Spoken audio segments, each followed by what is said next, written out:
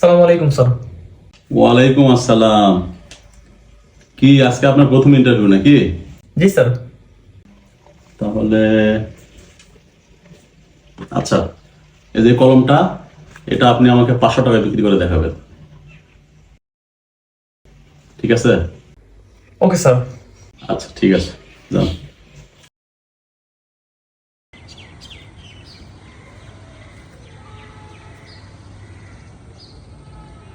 কলমটা কার কাছে যে বিক্রি করি, সে তো 500 টাকা দিয়ে নিবেও না। তার চেয়ে বরং এক কাজ করি, কলমটা আমার কাছে রাখি আর আমার 500 টাকা স্যারকে দেই। বলবো যে স্যার কলম বিক্রি হয়ে গেছে।